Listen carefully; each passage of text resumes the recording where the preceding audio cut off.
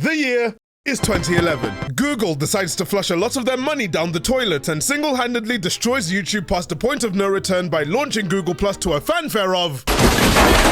Microsoft decides to flush some of their money down the toilet by purchasing Skype, but not before sending some poison chalices to their rivals at Apple Incorporated. Minecraft is finally released to the general public, but it doesn't really make much of a splash considering everyone was already playing it 4 versions ago. And someone at PlayStation tripped over a power cable and took the entire network out the back. Around this time, the indie horror game genre was trying to find its legs. The biggest representative of the genre and arguably what gave it life was the existence of Amnesia: The Dark Descent, which was released on the 8th of September 2010. This game did something entirely different to any horror game that was releasing around that time, as all of the biggest horror franchises all started to lean into action, such as Dead Space, Resident Evil, and Silent Hill. Amnesia made your character a complete and utter mother's boy. You, as the protagonist, weren't allowed to fight any of the monsters that were chasing you through the halls. Your only weapon at your disposal at any given time was your quick thinking, which normally gets thrown out the window the second you see a monster, since you're probably going to be like... When the game got released, it started a wave of Let's Players playing through the game and posting their reactions online for thousands of people to look at. YouTubers mainly being PewDiePie at the time. This then started a snowball effect of more and more developers realizing that there's money to be made from seeing grown adults scream like little babies online. And thus, the indie horror game boom of the 2010s began. After Amnesia, many developers tried to chase the same success and scare factor of that game. And while it didn't capture the exact same scare factor as Amnesia, one game managed to capture the success of The Dark Descent and then some. And that game was Slender. Or Slender the 8 Pages as it's now called. Now, I'm not going to go into detail about the 8 Pages because I've already made a 20-minute long main channel video detailing everything about the game and its sequel, Slender the Arrival, as well as general information about the Slender Man mythos. And if you haven't watched it yet, wait until this video is done and then go and see it. I need my watch time, but it'll be linked in the description and it'll show up around there. That being said, there's some things I'd like to talk about because those will be a tiny bit relevant moving forward in the video. Slender the 8 Pages took the defenselessness of Amnesia and turned you into a 4-year-old child who just cut their finger on a rock in an ocean in the middle of nowhere and there's 16 sharks within 20 meters of your current location. Literally all you have on you is a flashlight that runs on a worse battery than the one you get in Corpse Party Blood Drive, and you are tasked in aerial bowl to collect all 8 pages. Simple task until you come to the realization that the forest is pretty big. As you collect more of... Yes, you have a question? So when are you gonna get to the point? Because I'm really bored. I'm getting there. Just wait. As you collect more of the pages, you start getting stalked by a tall white person that has no face and a suit. You know what, I'm not even gonna lie, how did we find this scary back then? It's just a white guy in a suit. You could just jump it. Anyway, if you let him catch you, then the game is over, accompanied by the iconic sound of a cat getting thrown onto a piano.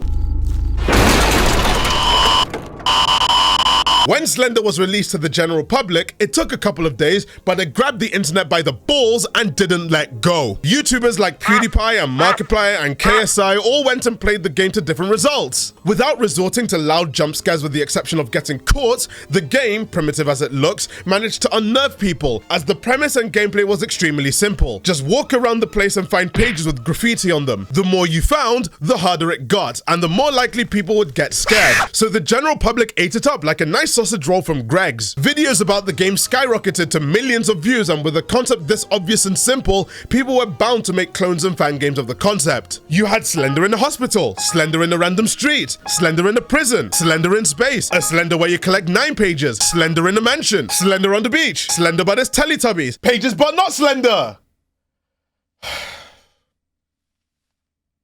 Yes, what do you want? That's cool, but when are you getting to the point? We'll get there! When we get there. There were hundreds of fan games made of Slender because the gameplay loop is just so gosh darn easy to do. Find a random map on the Unity Asset Store or Unreal. I'm not going to discriminate here. Copy and paste an item a set number of times, have a monster or something else chase you, bonus points if it has large breasts, and sell it on your website for an extortionate amount of money. See, I would say Steam. But the chances of getting a game like that through the greenlight process were 1 in 3,200. The indie horror genre endured some ups and downs, and the death knell for this specific genre of walking simulators where you just collect things happened in 2014, when Scott Cawthon got bullied into making the most successful indie horror game franchise of all time. From then on, people grew tired of Slender's gameplay loop and decided to chase the high of micromanaging different characters while staying completely stationary. Let me get to the point in a minute! Now that I've given you some context as to the state of the indie horror game industry and the gameplay mechanics that were very popular around that era, let's fast forward the story a couple of years.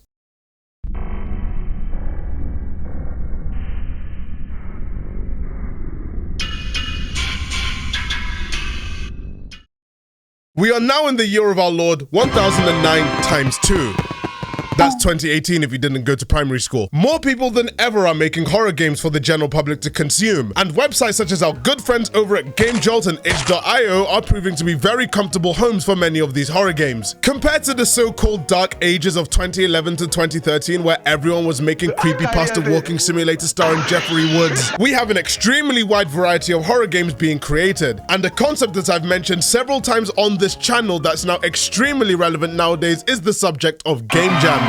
Now, I don't need to explain game jams to you, but I'll do it anyway, just in case some of you who have no idea about the game industry are watching this video. Game jams, by definition, are events where the people taking part have to create a game from scratch under a time limit. Sometimes the time limit is 4 days, and other times the time limit is 3 seconds. That's right, if you use Unity or Unreal, you've already failed before the program even launched. Some game jams have themes, some are made for the fun of it, and others have prizes for the winners. You can probably guess what the prizes tend to be because these developers really love to gravitate towards those jams.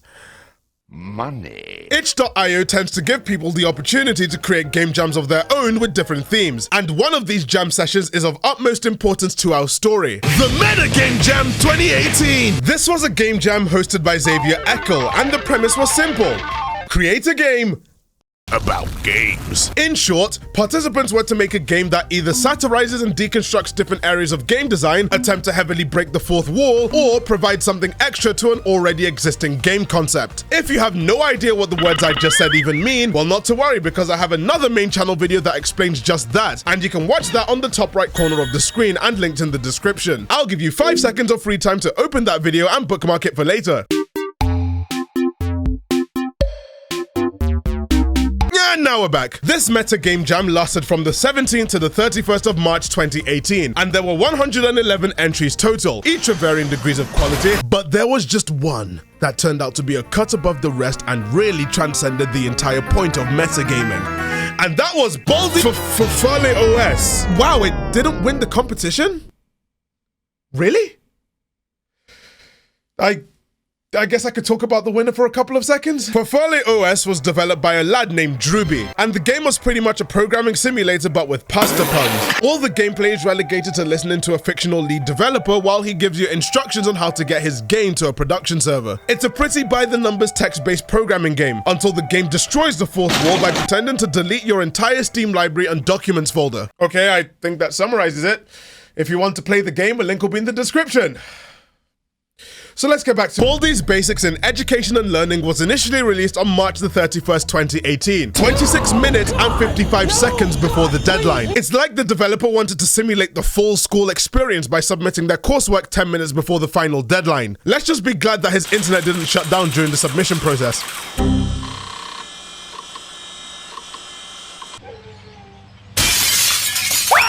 Developed by Mistman12, Baldi's Basics took direct inspiration from a Sega-released educational game named Sonic Schoolhouse, which was released on October 1996. Side note, I didn't even realize how many educational games Sonic was in throughout the 1990s and the 2000s. I actually had a copy of Sonic X on the Leapster when I was younger. I'm telling you, that device was way ahead of its time. That Sonic X game is definitely up there with Sonic Mania as one of the best contributions to the franchise, bar none. I will not hear any differing opinion. Come to think about it, Sonic probably did more for public education than the government has done in centuries, but that's a conversation for another universe. Where were we?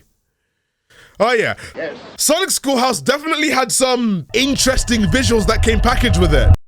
Hi there, I'm Sonic the Hedgehog. That doesn't sound like Sonic, what the fuck? Also, why is the monkey at the back of the bus? What did Also, why is the monkey at the back of the bus?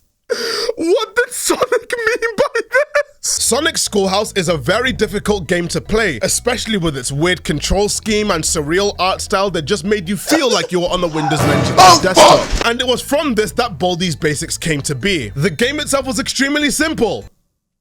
On paper, you play as someone, I don't know who, but you're someone with a friend who has a very big problem. Your mate has done the unthinkable and left his note booze in school, and he can't get them lest he be late for his eating practice. Mathematics might be Baldi's strong point, but English language certainly isn't, as there's a typo on the tutorial screen. So you're teleported into the school to find 7 notebooks and get the hell out of there. This is a pretty simple premise, right? In fact, it was something you could easily write off as a silly Slender clone. But there was more to it than what met the... Each notebook contained questions that to some are harder than a Cambridge entrance exam, and there were 3 maths questions presented to you via a You Can Think pad. The first notebook is pretty bog standard, with the 3 maths questions really pushing you to the edge of your mental capacity with questions like 2 plus 40. After struggling through those questions while the tinny music assaults your eardrums, you can meet Baldi outside the classroom, and this is the point where you realize that Baldi is absolutely not like any teacher anywhere ever, because he actually gives you money for answering questions correctly. All I got when I was younger was a sticker that at least smelled nice. The second notebook is where things start to get interesting, as after answering 2 questions normally, the third question takes you from easy mode to hard mode, or as the kids like to say, from spelling cat to talking with your parents after a parent-teacher conference in which you got a bad grade that term. This question is impossible to solve. It doesn't matter what number you try, you cannot answer that question correctly. So all you're left to do is make an extremely educated guess.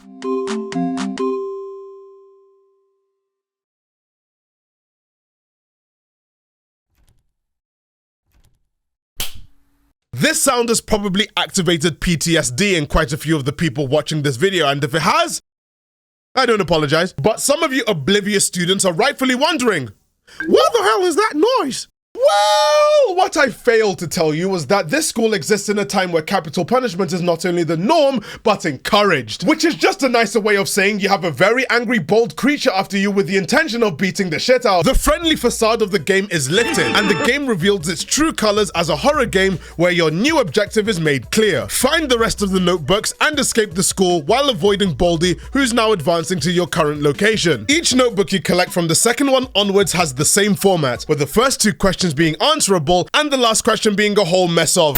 And each time you get an answer incorrect, Baldi gets faster, which means you now have to employ some strategies in order to get all the notebooks without him catching you. And that's the general gist of the story. While you're attempting to escape, you'll encounter several characters and use several items that can help or hinder your progress.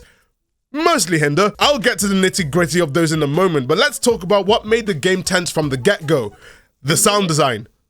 Or lack of. Baldi's Basics in Education and Learning utilized the janky 90s edutainment game aesthetic to its advantage. And as you've seen earlier in the video with games like Sonic Schoolhouse, the technology being absolutely god-awful at the time helps to portray a slightly eerie environment the player is forced to go through. Except from the massive disclaimer before you even get to the main menu of the game, Baldi's Basics sells that kind of Mavis Beacon jank with the low resolution, low poly models in the menu, and the goofy music and voice acting to start the game. When you enter the game, all the way until getting an answer wrong, there's always music droning in your ear that makes the game seem friendly and accessible to everyone. But the second you get an answer wrong, not only do you get a really ominous message from Baldi saying he can hear every door you open, the music completely grinds to a halt with absolutely no more sounds in the game other than the other NPCs, doors opening, and the slaps of Baldi's ruler. Unlike Slender, where collecting more and more pages gives you more layers of noise until the last page is just an average Spotify ad, Baldi's Basics remains consistent in not giving the player any generic ambient scary noises.mp3 throughout the duration of the game. It also makes getting caught by Baldi extremely jarring, as if Baldi catches you,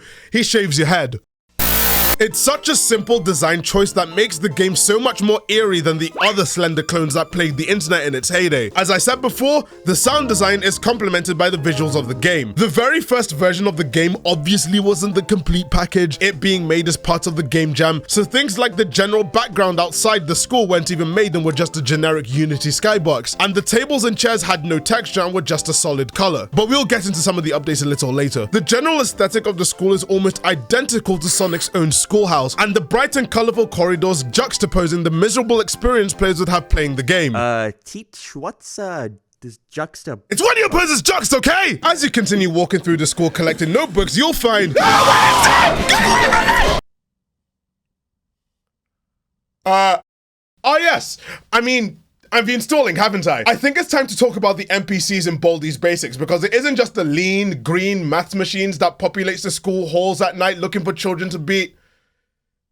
I don't want to go into too much detail about the inner machinations of the game, because other creators much smarter than me have made videos on people much smarter than them decompiling the game and discussing all the AI in Baldi's Basics in meticulous detail. The videos in question will obviously be linked in the description and will show up around here again. But as your assistant teacher telling you a story, I think I need to give you a Spark Notes version of each of the characters and what they do, because this will be very, very important moving forward. Make sure you have your notes ready. I'm gonna test you later. Right, now, if the game only had you as the player up against Baldi, then the game would be easier than reading an analog clock, as you could outmaneuver him successfully around the school since it's pretty big. To counteract this, Mistman 12 added a bunch of characters and mechanics to the game to provide a little bit of challenge to the player. One of the first and most common characters that spawns in the schoolhouse is this creature that goes by the name of Playtime. When she sees you, she will gun for you down the hallway. If she catches up with you, you're forced to play jump rope with her 5 times before she lets you go. If you mess up, then she'll simply start again. And while you're jumping rope indoors, you're unable to move whatsoever, meaning that if Baldi is near to you,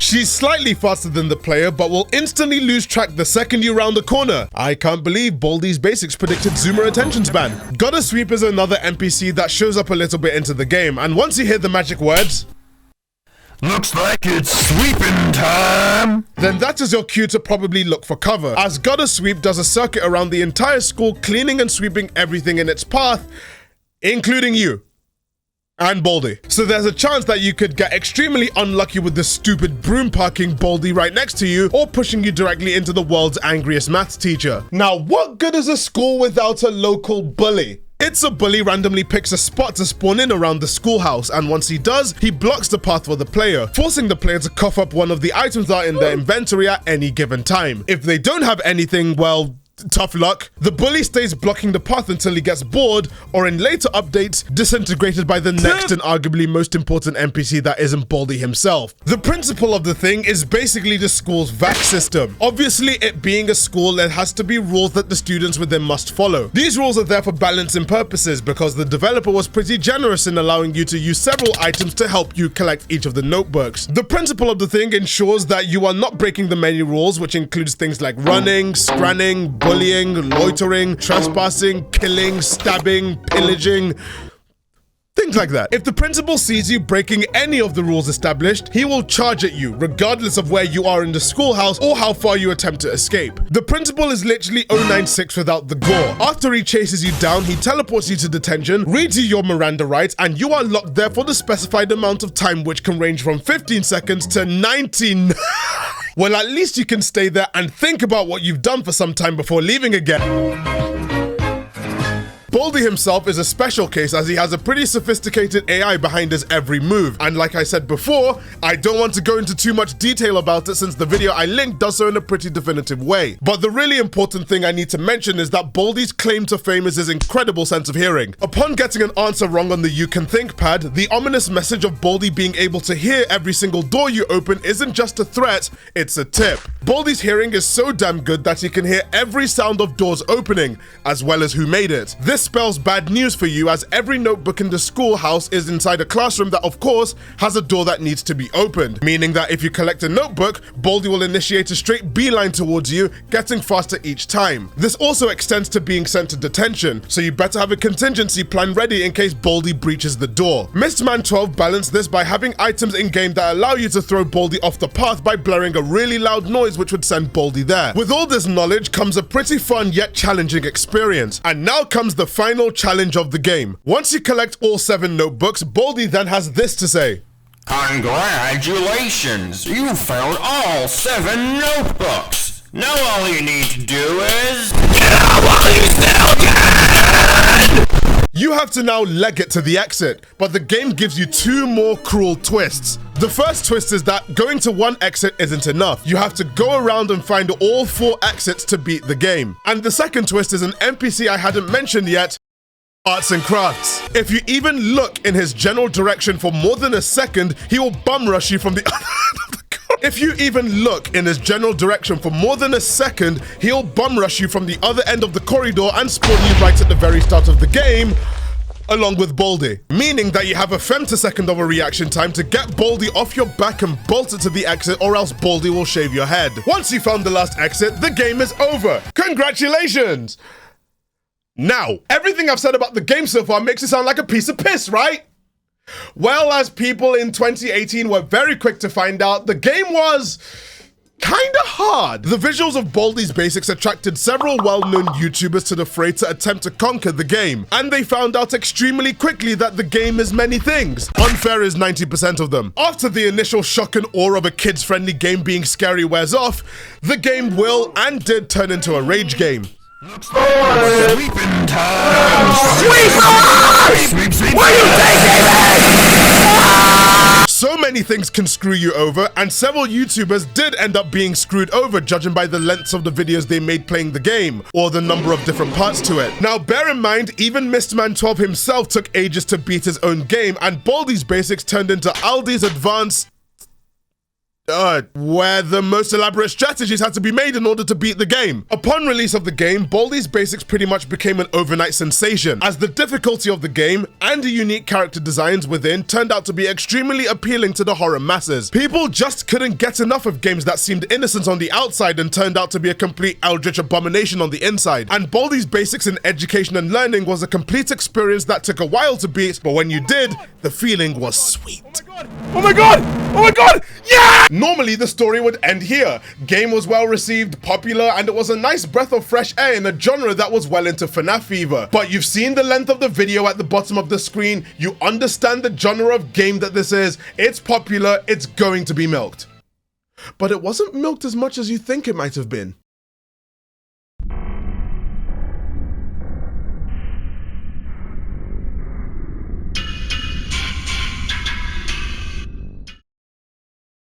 Fast forward a couple of months, Baldi fever is in full swing, and game developers realize that walking simulators are very much accepted by the masses if they're small segments where you answer key stage 1 tier questions. Yes, that's right, Baldi's Basics provided a subset of Slender clones, where collecting items are still the key, but this time there are different gimmicks that you must do as you collect an item. I don't want to make this video incredibly long, which may turn out to be the biggest lie ever, who knows, but in the wake of Baldi, some developers entered the fray and provided their own interpretations to Baldi's Basics. One of the first and arguably most iconic of the bunch went by the name of Advanced Education with Viktor Strobovski, was released on June 9th, 2018, and this game was definitely different from the original Baldi outing. Instead of the slow burn into the scares that the original had, this game throws all the subtlety out the window and doesn't even try to pretend to be an innocent educational game. Created by Eternity Dev, the gameplay was almost exactly the same as Baldi's Basics, in that you have to answer notebooks while a teacher tries to hunt you down. But there were some major gameplay changes that differentiated Viktor from Baldi. The first and most obvious one is down to the name. If you thought Baldi's Basics was difficult, then Advanced Education would be your final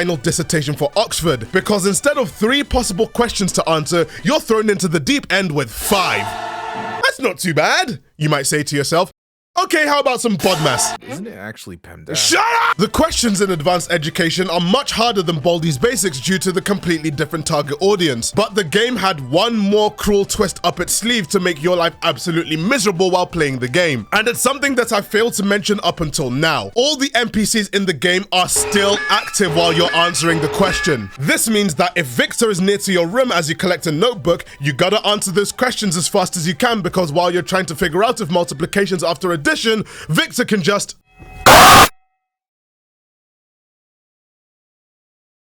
Try again. Also, unlike Baldi's Basics, this school seems to be a more accurate representation of the current educational landscape in the United Kingdom, as almost every single NPC in the building can kill you if you neglect them too long, like Mr. Mix, the chef who's been directly lifted from the creepypasta of the same name, in which you need to help Mr. Mix by typing in the ingredients as he's making scran. The text-to-speech that's used for Mr. Mix coupled with some slightly broken English do make this challenge a lot harder than it should be, and if you ignore Mr. Mix for too long, he has this to say. You are so terrible, chef. What? To punish and punishers. What?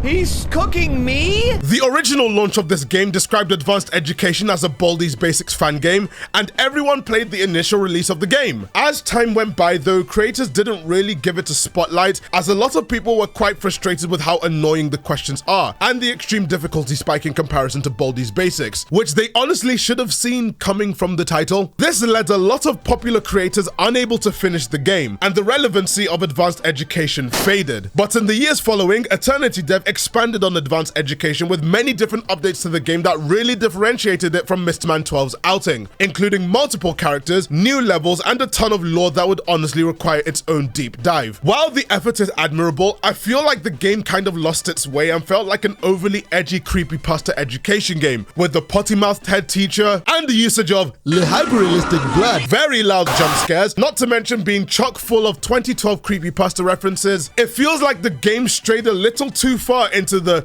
trying too hard to be scary territory. That doesn't mean to say that you can't give the game a go, but this game does have a lot more to it than meets the eye. Oh yeah, I forgot to mention that this game was made on the Unreal Engine, which is very relevant because the second and last fan game I'd like to talk about in this video before moving on is Baldi's Unreal Basics in Education and Learning is also a fan game that was released soon after Baldi's Basics, and there really isn't much to write home about for this one, as this fan game is essentially the byproduct of Nintendo hiring that man. Baldi's Unreal Basics is similar in gameplay to the original game, in which you collect notebooks and try and escape the school. But this game doesn't even begin to pretend to be a child-friendly educational experience, instead electing to have the story set in a dark, gloomy RTX atmosphere, which makes the appearance of the 2D sprites from the original game a lot more jarring. The game was supported by several different levels that attempt to have its own lore within its confines, as well as some very jarringly new NPCs made just for the game that also kind of missed the point of Baldi's Basics. Instead of the schoolhouse, now we're stuck in Guantanamo Bay, and there aren't even any questions to answer. Each notebook just has the impossible question, and instead of the eerie, silent atmosphere of the original,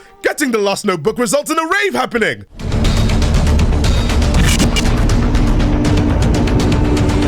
The other levels even seem to forget about the notebooks, as you're now being tasked with turning on generators and collecting memories? Wait, why is Baldi even following us in the basement? If you want to watch my attempts playing through the game with varying levels of success, check out the link in the description or go around here to watch it. I think that's it for the fan games for now. Let's get back to the point.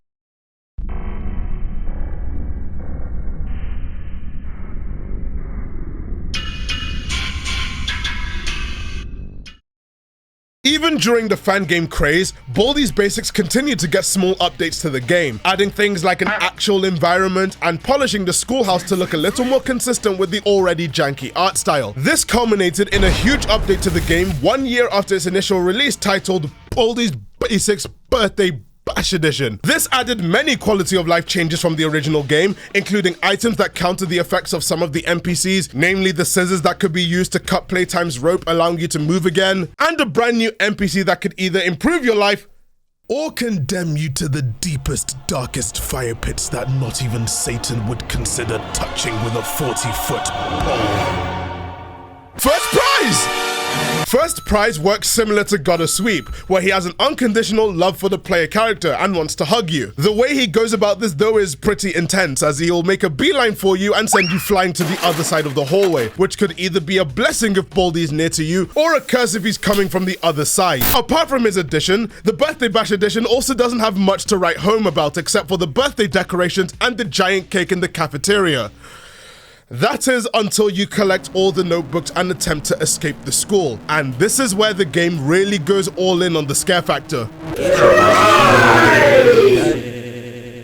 Go on, blow out the candle.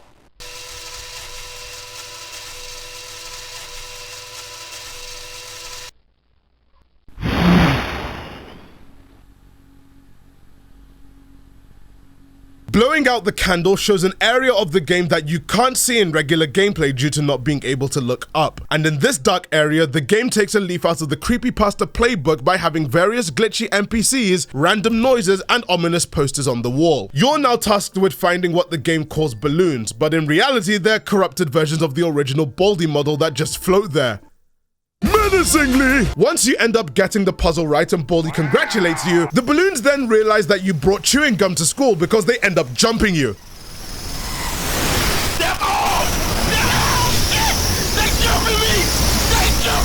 This ending segment was so jarring to a lot of people who played the game because this was the first sign of Baldi's Basics heavily leaning to its more creepy side. I mean, the premise was eerie, but this specific segment actually tried to be unsettling. And I think it worked. After the Baldi's Basics birthday bash edition, Micah realized that he had a gem on his hands. Baldi proved to be extremely popular on YouTube, and unlike a lot of other popular horror games on the site, people actually attempted to play through the game instead of watch Let's Players because of its ease of access. So he decided that maybe it's time to finally monetize the fanbase. And what better way to do it than launching a Kickstarter campaign? Because that's never gone wrong. Ever.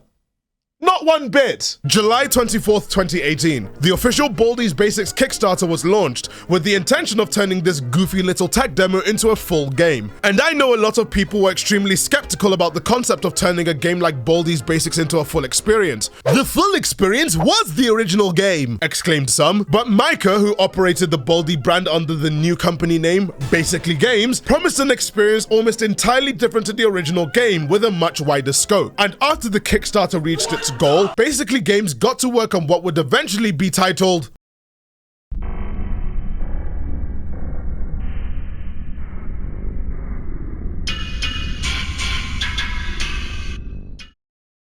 Baldi's Basics Plus was initially released on June 12th, 2020. The intention of this game was to be the definitive Baldi experience, and you can instantly see it upon opening the game for the very first time. The game now has a budget behind it, and you can instantly see it when you start a brand new game. An elevator? The school's actually received government funding! Baldi's schoolhouse has now turned into what he calls a super schoolhouse, with brand new additions such as better walls, an option to actually go outside, an elite strike force with a private jet that flies up from underground. It's just like the schools I went to when I was younger. This game took the original Baldi's Basics experience and ran it through a DeviantArt filter.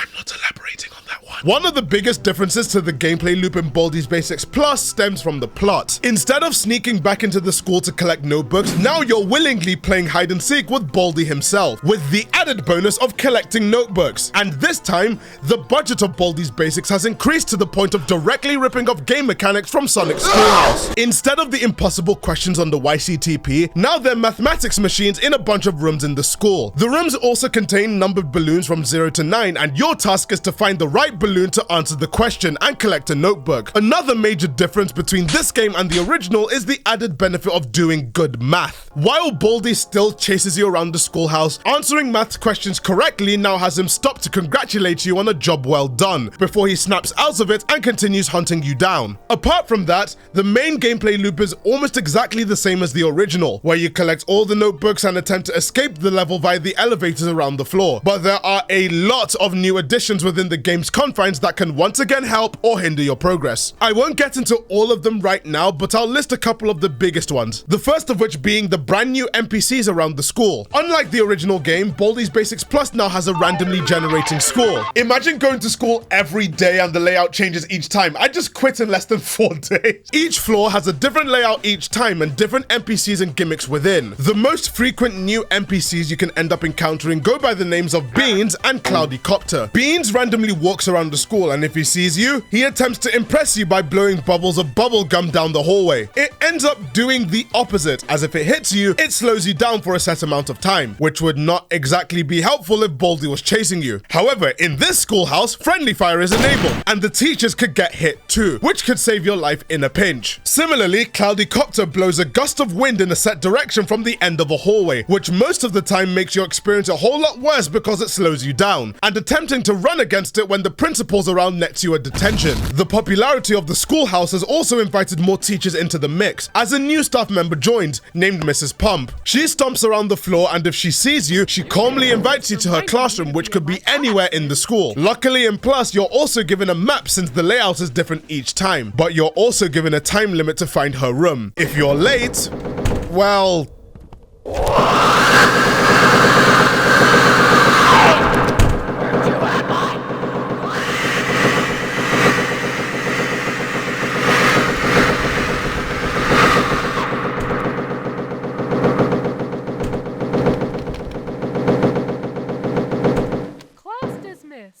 While you're looking for the notebooks, you might find that the schoolhouse is genuinely cursed by a demon from the underworld whose name is Rupert, and he's taking the fact that he was named that out on the school.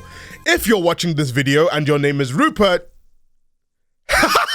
what I'm trying to say is, random events tend to occur around the school, such as random whirlpools, the school smoke machine malfunctioning, the emergency doors on the 3rd level closing, and a secret room spawning somewhere in the school, among others. Some of these events help the player by having any NPC chasing them stop what they're doing and go to the event.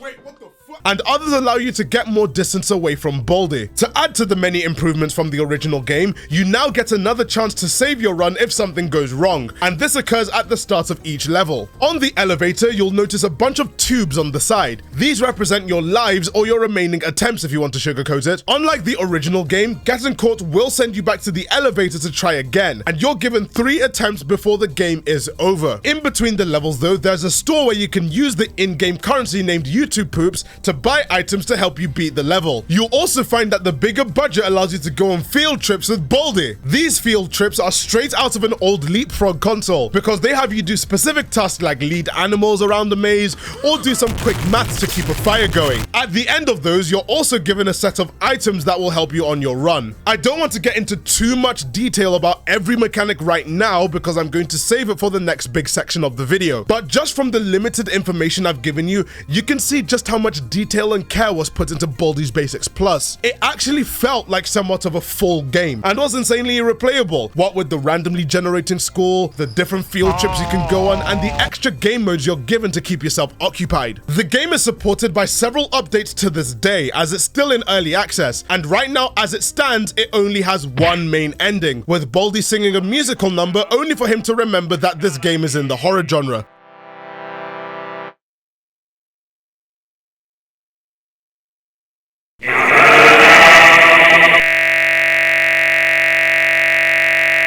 So after Baldi's Basics Plus, now you'd assume the video to be over. It makes sense, right? A full release of a game that started from a simple game jam entry, the developer choosing not to milk the IP dry, it seems too good to be true. With the amount of horror games being released nowadays for a quick buck and instantly trying to sell merchandise and be hip and cool with the kids, Baldi's Basics somehow was a huge exception to what is now pretty much a rule in the retroactively named mascot horror genre. After Baldi's Basics Plus, basically games went back to give Baldi fans a final, definitive classic Baldi experience. And this next half of the video is going to be a slight deviation from the main story, as this is definitely the most intricate Baldi game that has been released to date. What I'm about to talk about is a culmination of everything I've said so far in this video, all in one game. So if you haven't gotten yourself comfortable yet, then why haven't you?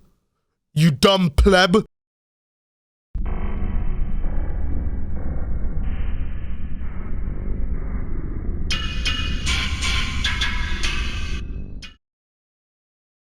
Baldi's Basics Classic Remastered is the definitive classic Baldi experience and was released on October 21st, 2022. I don't need to talk in detail about absolutely everything surrounding the game because I already did that earlier in the video, but this game is arguably a more full experience than Baldi's Basics Plus, which is saying a fair bit. As I've said earlier in the video, a lot of content creators found the pre-established Baldi gameplay loop very difficult to beat, including me, and my initial intentions were not to completely blitz through the game. Upon opening Baldi's Basics Classic Remastered featuring Dante from Devil May Cry for the first time, you're greeted with a launcher screen, immediately showing a throwback to better days when the only thing you had to worry about was your teacher scolding you for playing Age of War instead of Mavis Beacon. And when you click play, you also get a pleasant sound that if you weren't familiar with already, you most certainly will be.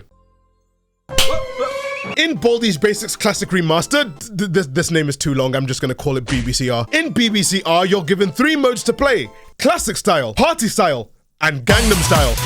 I'm just kidding, it's demo style. Each of the modes are based on the different versions of Baldi's Basics I've talked about in this video so far, and I'll go into a little bit more depth about them shortly. Every mode also has 2 playable options within: Story Mode and Endless Mode. Baldi seems to be channeling his inner Spooky as he has all the high scores on every mode in the game when you first start. On to the styles now! Classic Style is obviously the original version of the game.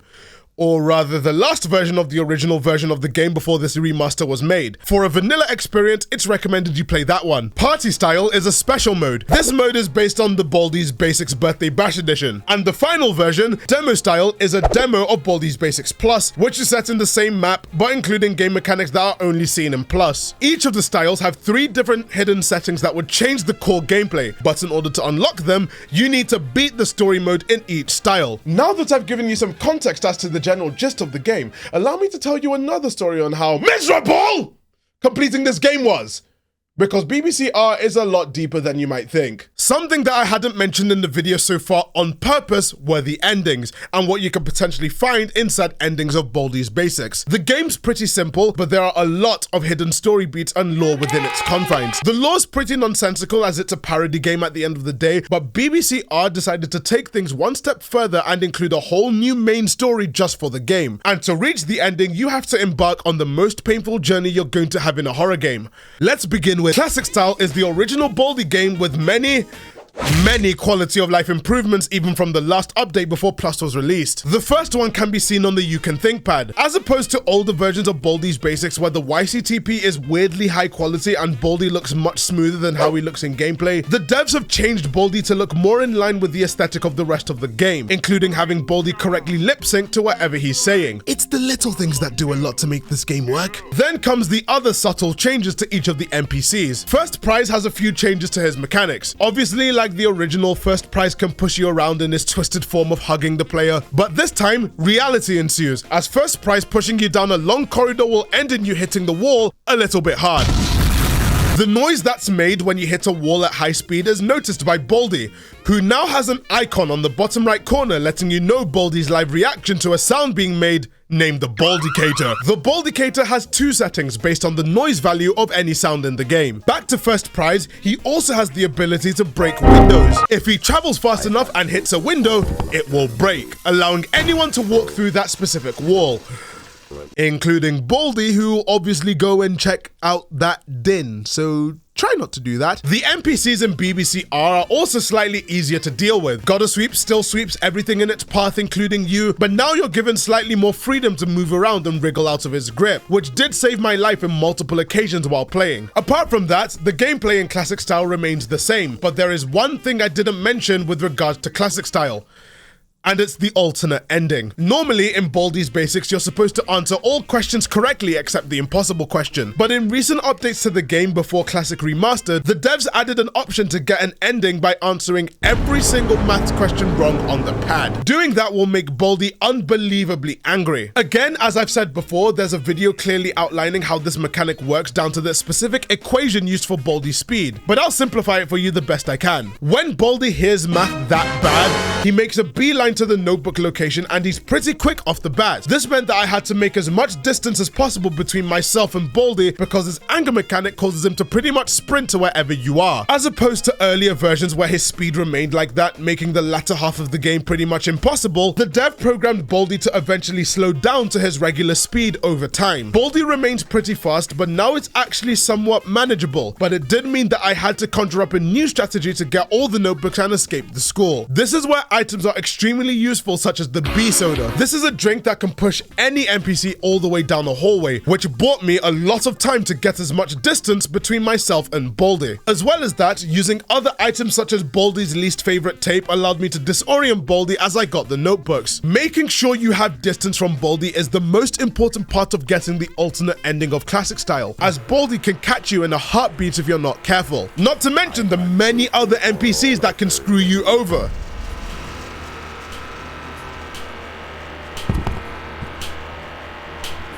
I'm right there! I'm right there! After about 4 hours of attempts, which had me go through 15 stages of grief at once, I finally got the alternate ending, which has you go over to Baldi's office for some tips. But when you go over to the office, something different is there. Oh, jeepers, you found me. Good job. I'm glad you found me. Look, I have something kind of important to say. Weird NPC aside, classic style is now complete. Which now moves us on to Party Style is based on the Birthday Bash version of Baldi's Basics, which changed the school's interiors to have a more festive learning environment. Balloons, a giant cake, and presents everywhere. As opposed to Classic Style, where all the items that are spawned in are predetermined, allowing you to figure out a strat immediately, each item is encased in a present and the items you're given are entirely random per run. Apart from that, there really isn't much difference between this mode and Classic Style in terms of gameplay, until the endings. After collecting all the notebooks and running to the final exit in the cafeteria, the player ends up getting surprised by all the Baldi's Basics characters celebrating a birthday, as said before. But this time, after blowing out the candle, things are a little different to the original Birthday Bash edition. I'll talk about the main ending first. When you enter the glitched school, which again you cannot see in regular gameplay due to not being able to look up, there is now an eerie tone that blares throughout your exploration.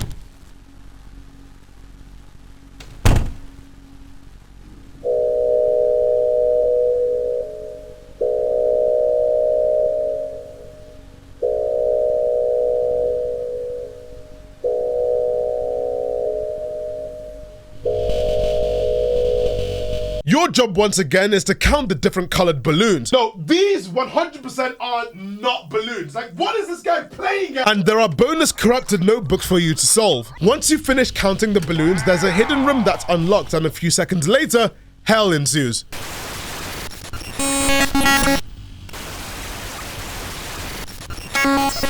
Instead of loads of bald loons spawning around the place like the Birthday Bash, these sprites start corrupting the entire school and reveal a hidden area where there's a crying Baldi. You should have got your math sorted. You made a teacher cry, you sick fuck! After the entire school is corrupted beyond belief, you're sent back to the main menu. But there's another ending that you must get to continue the story. And it sounds easy on paper, but for me, putting it into practice was more difficult than turning your head 180 degrees. Do not try that at home. In order to get the alternate ending of Party Style, you need a specific item that will send you to the lower floor of the school again, as doing so is not possible in regular gameplay. The item in question is a dangerous teleporter, which you can use to get yourself out of a pinch in the nick of time. However, because of the random nature of the items in Party Style, it's extremely difficult to get the item I needed and keep it for the entire run without having to use it to escape or the bully taking it. Fucking no! This made getting the alternate ending extremely difficult because the only way to get the dangerous teleporter was by using one of the vending machines situated around the school. It then became a game of chance because I'd have to go around the school searching for quarters to use on vending machines, only to be given useless items such as big old boots. Not to mention, I had to keep the item on me the entire run, so wasting it was a world of anguish. After finally saving the dangerous teleporter for the end of the run, once I got to the glitch school, I ended up using it, which took me to the lower levels of the school again. And going back to the detention room will once again have the player meet this mysterious T-posing creature.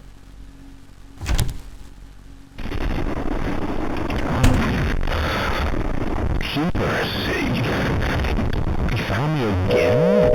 Wow, you must be pretty clever. I didn't think you'd find me here. Well, you sure aren't clever enough to listen to me.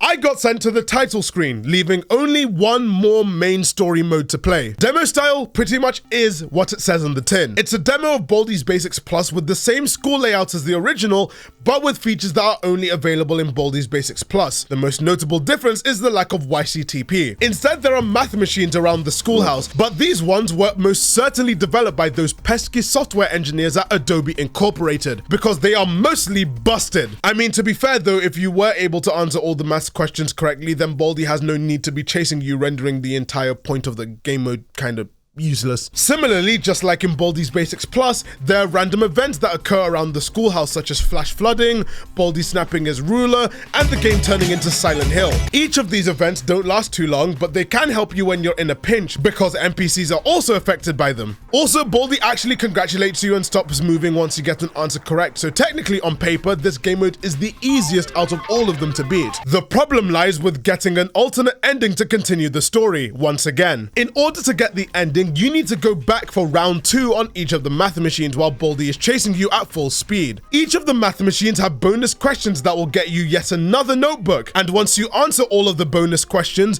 the final math machine will hand you a portal which has to be used in a very specific room near to the detention officers, and then you find yourself in...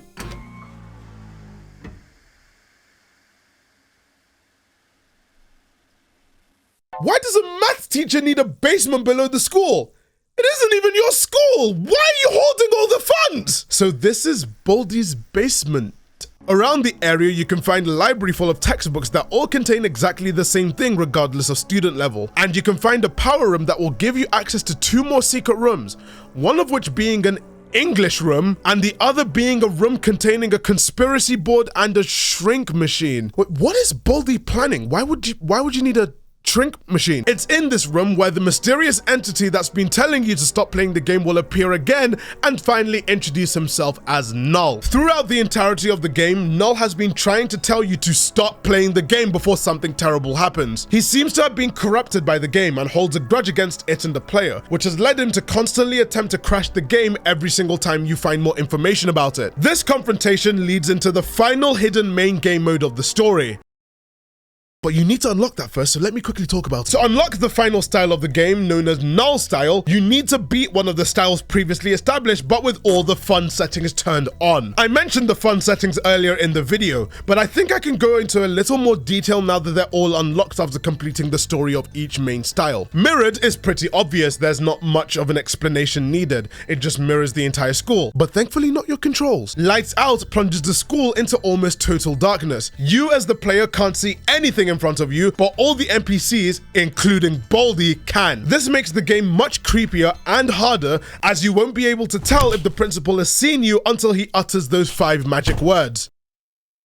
No running in the halls. The game does make things a little easier by having the principal be lit up though, so that you have at least a semblance of a warning not to break any of the school rules or else there's gonna be trouble. Finally, hard mode makes the game really difficult to beat. If you thought the original game was frustrating, this one goes from Dark Souls to sneaking into the kitchen to take some extra cooked food at 2 in the morning without getting caught by family members. I'll just list the many things that hard mode does so you get a clear picture as to how bad it gets. The main point of difficulty is the fact that the game no longer pauses while answering questions. Every NPC is still active on this screen. This includes Baldi. This means you have to answer as fast as possible so Baldi doesn't catch you unawares like Viktor can. To counteract this, there's no longer an impossible third question after the second notebook. Baldi's speed continues increasing, however, which makes it in your best interest to answer all the questions quickly and correctly to survive. In demo style, there are no YCTPs. The math machines now make you answer 3 questions instead of just the 1. This makes things a lot more difficult, as an NPC I didn't really mention before named Chorkles can spawn in the room. If you camp in a room he's in for too long, he locks the door and snitches on your location by blaring loud music, which would of course lure Baldi there. This means you gotta find those balloons as fast as possible, and if playtime catches you, she will make you jump rope 10 times instead of 5. But the rope speeds are much faster, so it's pretty much the same amount of time if you were to just do 5 in a regular mode. This makes for an extremely frustrating experience on its own. So in order to unlock the final boss, you need to not only complete the style again, but you need to complete it with all 3 fun settings turned on. I ended up choosing demo style as that style is arguably the easiest to beat, but several hours and a lot of screaming later, you thought that was fun. I got it! Well, there's more fun. Yes! In Baldi's. I didn't even know I had it! Let's go! I finally beat demo style with all the fun settings, which now unlocks NULL style upon clicking on the Baldi in the menu. NULL style is the final main game mode of BBCR, and this is pretty much the big showdown between you and the main antagonist of all the Baldi's Basics games to date. In this game mode, there are no questions you need to answer as there's no Baldi. Collecting the first 2 notebooks begins the challenge, and NULL starts hunting you down similar to Baldi. But unlike Baldi, NULL has a few tricks up his sleeve to make your experience absolutely miserable. The first and most obvious change: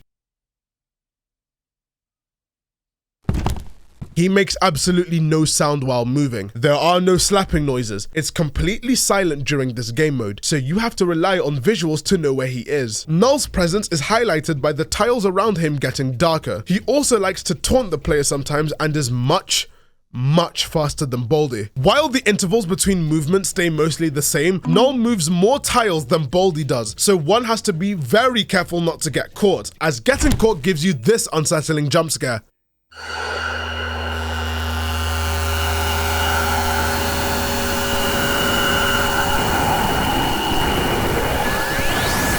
The only way to get the notebooks in this style without getting caught that I found was using the dirty chalk erasers that spawn around the place. Using them somehow hides you entirely, that is if NULL doesn't see you using it. But I'm like, be sodaless. Shit. No! Oh! Once you've collected all the notebooks, NULL will mysteriously disappear and reappear at the final exit, and it is now that the true boss battle begins. It's actually crazy that a game that started as a cheap parody of 90s edutainment games has gotten this far and received this much content now that I think about it. I'm talking to you all about boss fights in a math notebook collecting game. What is my life? All the UI in the game so far deletes itself and leaves just you and NULL, and your final mission is to kill NULL. How do you do that? Well, you're given infinite stamina and a speed boost, and several items will spawn in and around the schoolhouse. All you gotta do is hit NULL with them. NULL will give chase, and you need to run around the schoolhouse complete with a banger soundtrack.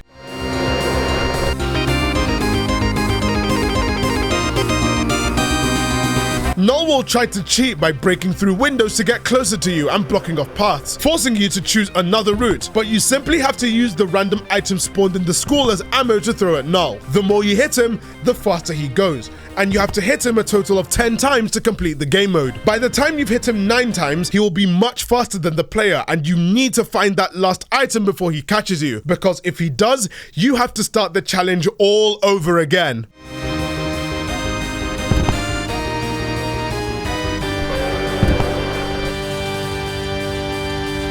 Wait, what's this?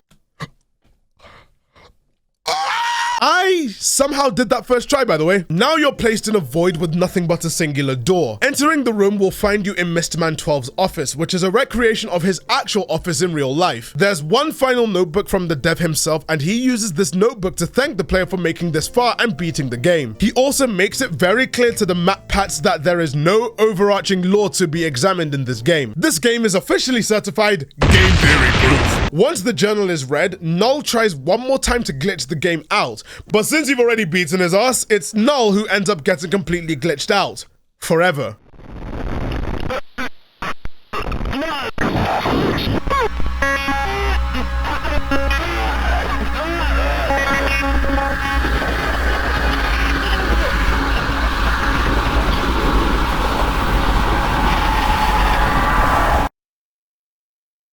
And now, you've completed the game. NULL's curse has finally been lifted from the game.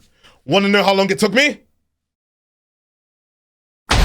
22.7 hours of Baldi's Basics Classic Remastered has left me with a burning hatred for mathematics. But I can't say I didn't enjoy myself because the game was actually pretty fun. Now you're probably wondering what happens to the game and those weird endings once Null has been dealt with. So let's just quickly summarize that and I'll let you go for break time. After Null's departure, Null style in game gets replaced with glitch style. The gameplay remains the same, but instead of Null, you're attacked by a rogue Baldloon. Once you beat the Baldloon, Mistman12 himself shows up in the office thanking you for playing the game. Baldi's classic line upon getting all 7 notebooks is also changed, which also does kind of imply that Null was controlling him from the game files. Congratulations! You found all 7 notebooks! Now all you need to do is find a way out before I catch you! Anyone think this one sounds creepier than the original? Each of the secret endings that the player was able to get that used to have Null in them now actually have Baldi. In classic style, Baldi actually gives you math advice like he promised on the main screen. Looks like you could use some help. Let's see. Oh, I know. In a subtraction problem, when the first number is smaller than the second number, the answer will be negative. This will surely help you do better next time. Now get on out there. I know you can get a better grade. In party style, Baldi prepares a special song for you if you find him in the detention room. Wow, you must be pretty clever. But I knew you could find me. That's why I prepared a special surprise. It's called Baldi's Fun Time Song. And in demo style, Baldi asks you to help him test out the shrink machine. I honestly have no idea why he'd ever need to use a shrink machine at school. But who am I to judge? Anyway, the shrink machine is set up and as per usual, it goes very wrong very quickly.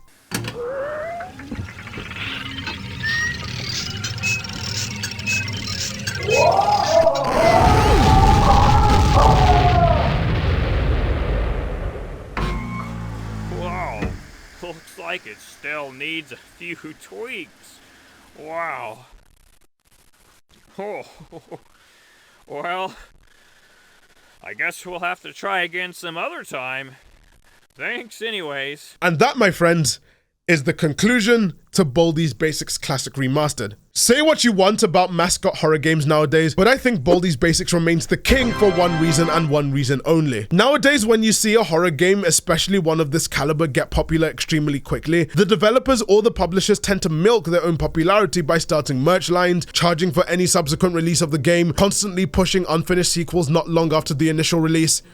And somehow Baldi's Basics did none of that. The only Baldi's Basics game that costs money to this day is Baldi's Basics Plus, and that has a ton of replayability for a game that simple. Look at how much information I've had to give you guys about BBCR, and that game is free. As more and more horror games of this caliber get popular and garner controversy about the business practices of the developers, I think we should all look to Baldi as the most unlikely but the best example of how to do this genre right. And I, for one, cannot wait for what the future holds for such a weird little franchise. This whole franchise starting from a simple game jam entry that didn't even win is nothing short of inspiring, and maybe we can get some more unlikely horror game stories like this in the years moving forward.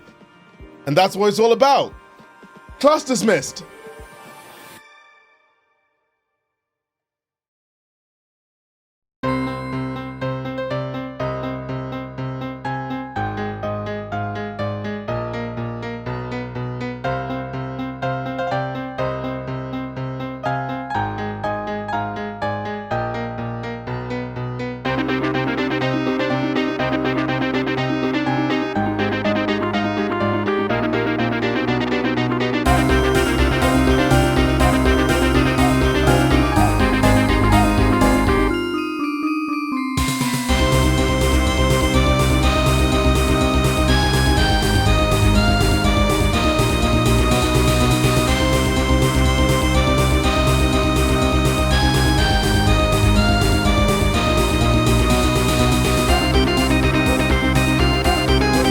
That's another video added to the catalog.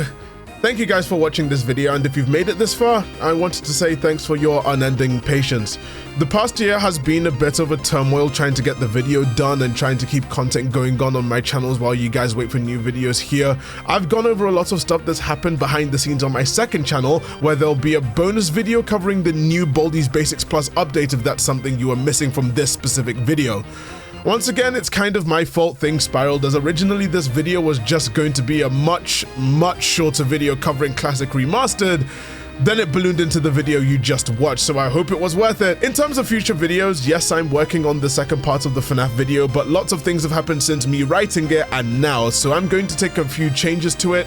Bear with me. Also, in case you haven't noticed, this video is once again sponsorless, and I'm funding most of the content here out of my own pocket, so if it doesn't hurt too much, pledge to my Patreon. You get access to director's commentary on all my videos, scripts, and a rank on my Discord server where I'm more active in. Look at all these names scrolling down right now. You guys are awesome. Thank you.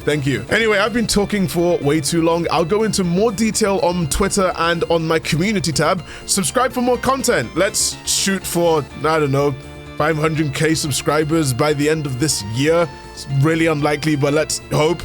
And I'll see you guys in the next video.